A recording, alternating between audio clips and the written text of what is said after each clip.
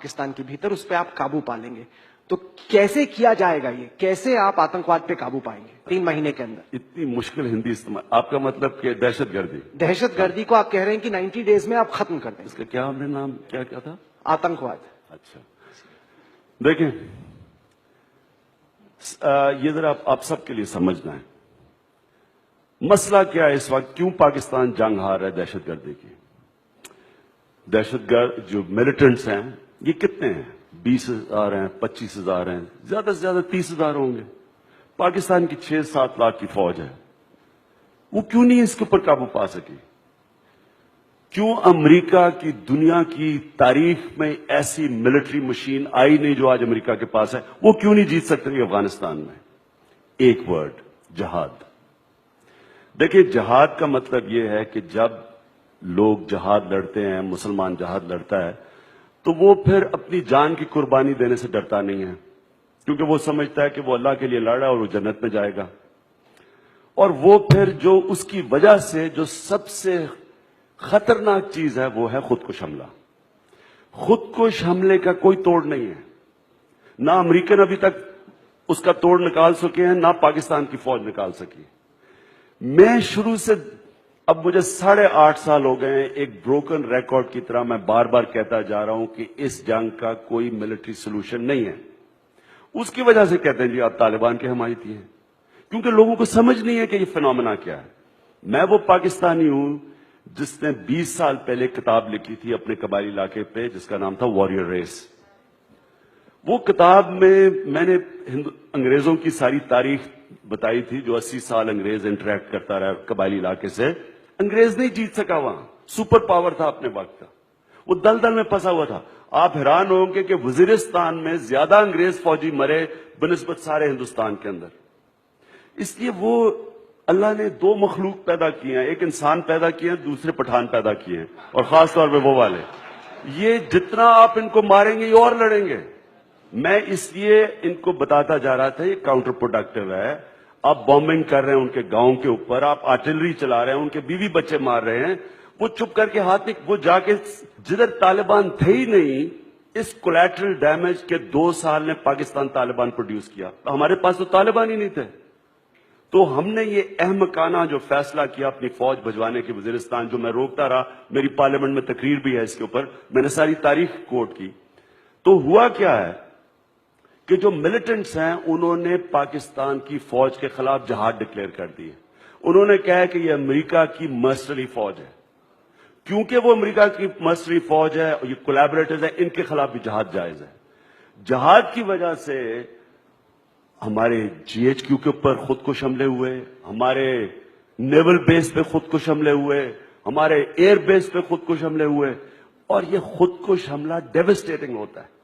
इसको नहीं, इसका जब तक आप जहाद का नैरेटिव मिलिटेंट से नहीं लेंगे, ये जंग खत्म ही नहीं होनी और पाकिस्तान डूब जाएगा इस जंग में। इसलिए अब मैं हाल आपको बताता हूं।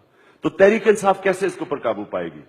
हम जब पहले दिन इंशाअल्लाह जब स्वेरिंग इन होगी तहरीक इंसाफ की, प्राइम मिनिस्टर की, तो पहले दिन अनाउंस करेगा कि हम अमेरिका की जंग से डिसएंगेज कर रहे हैं। ना हम अमेरिकन एड चाहते हैं, ना हम ड्रोन अटैक्स चाहते हैं, क्योंकि ड्रोन्स भी उन्हीं लोगों को मार रहे हैं जिनसे पाकिस्तानी फौज लड़ रही है।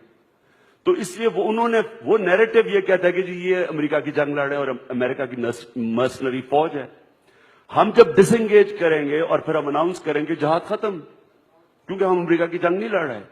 जिस वक्त जहाद खत्म हुई, हम जंग जीतेंगे कैसे? मैं क्यों कह रहा हूं 90 डेज में?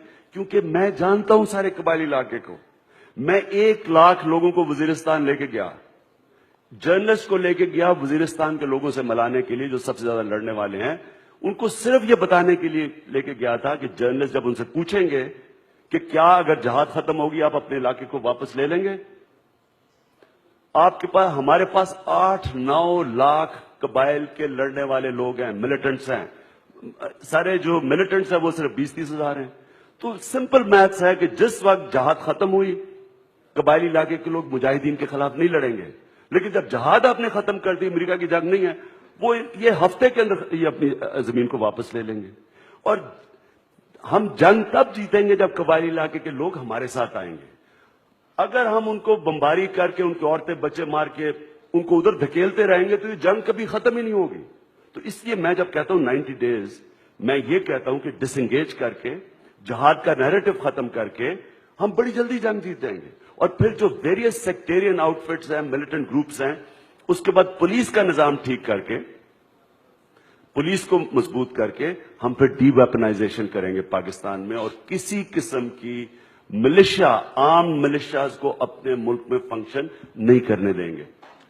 اگر عمران خان پالیٹکس میں اور پاور میں اس لیے آ رہا ہے کہ اس نے اپنی فیکٹریاں لگانی, اپنے بینک بیلنس سوئس بینک میں پیسے رکھنے ہیں, تو وہ بھی کچھ نہیں کرے گا. وہ اپنے آپ کو پہلے رکھے گا اور ملک کو آگے بعد میں رکھے گا. لیکن اگر ہماری حکومت نے یہ فیصلہ کیا کہ یہ ہمارے گولز ہیں, یہ ہمارے مشن ہے, یہ ہماری ویژن ہے, اور وہ پرائرٹی لے گی, تو اس میں آپ کو یقین دلاتا ہوں کہ سب فالو کریں گے. میں آپ کو پھر سے مثال دینا چاہتا ہوں, ترکی کی جو مثال ہے, یہ آپ سب یاد رکھیں کہ ترکی کی فوج نے وہی کیا جو پاکستان کی فوج نے پاکستان سے کیا. لیکن ترکی کے اندر ایک ایسا لیڈر آیا جو اسٹیٹسمن تھا, اس نے اسی فوج کو اپنے کام پہ لگا دیا جو ہے کہ بارڈرز کو ڈیفینڈ کرنا. اور وہی لیڈر مورل اتھارٹی کی وجہ سے آج آپ دیکھ لیں کہ وہ کہاں سے کہاں ترکی کو لے گیا, اور اس کی ویژن ہے. کیونکہ سب سے بڑی بات یہ ہے کہ اس کے پاس مورل اتھارٹی اس لیے ہے کہ لوگوں کو, سب عوام کو پتا ہے کہ یہ اپنے لیے نہیں پاور میں آیا, یہ ملک کو بہتری میں آیا ہے. اور آج ترکی کی جو گروتھ ریٹ ہے وہ چائنا کے بعد سیکنڈ ہائیسٹ ہے. تو اس لیے لوگ اس کے پاس مورل اتھارٹی ہے. دیکھیں, اگر ایک ڈیموکریٹک گورنمنٹ اپنی مورل اتھارٹی کھو بیٹھتی ہے تو فزیکل اتھارٹی فوج کے پاس ہوتی ہے. ٹرسٹ بنانے کا ایک بہت بہتر طریقہ یہ ہوگا